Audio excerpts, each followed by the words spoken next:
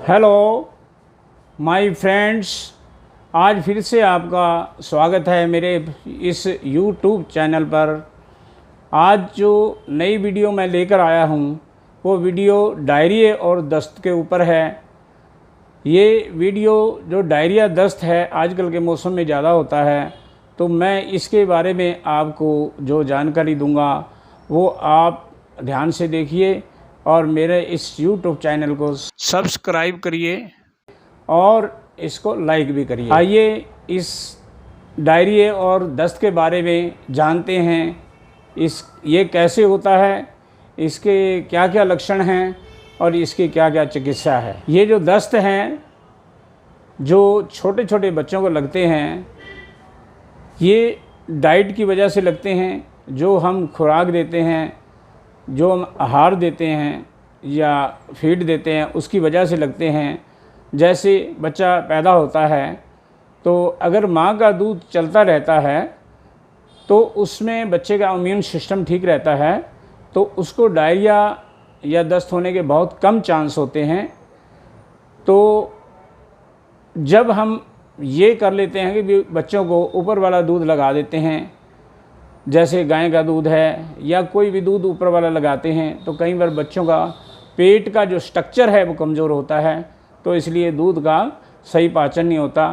क्योंकि गाय के दूध के अंदर प्रोटीन्स की मात्रा ज़्यादा होती है, जिससे बच्चे के अंदर मरोड़ होते हैं, हरे पीले दस्त भी होते हैं।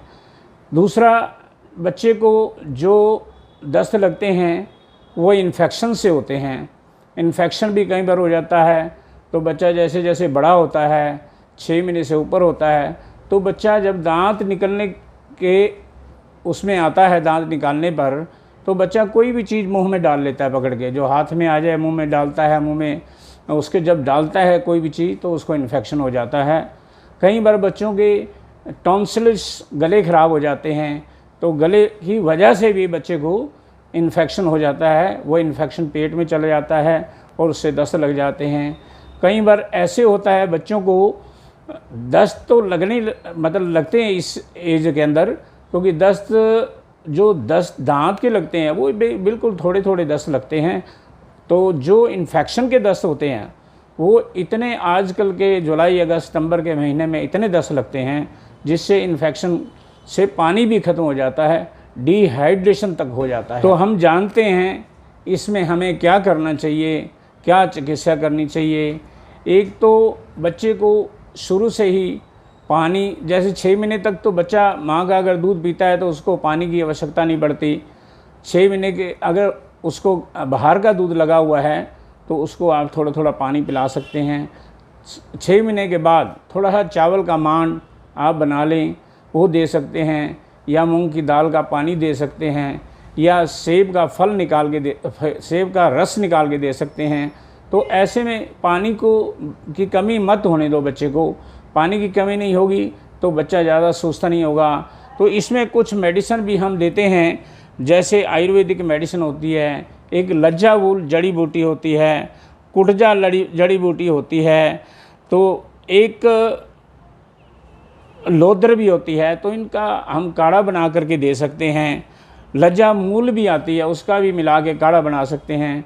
तो काढ़ा ये थोड़ा थोड़ा आधा ग्राम लेके सबको मिला के तो उसका पानी में उबाल के ठंडा करके थोड़ा थोड़ा छोटे बच्चों को भी दे सकते हैं।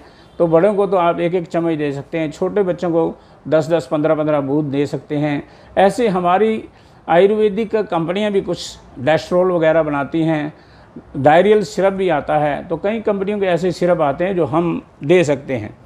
कई बार गर्मी के दस्त बच्चे को लगे होते हैं या उसको गरम गरम दस्त, पीले पीले दस्त आते हैं, तो उसमें आप खंडिका चूर्ण भी दे सकते हो। खंड का चूर्ण मिल जाता है, मार्केट से मिल जाता है, तो थोड़ा थोड़ा करके वो भी दे सकते हैं।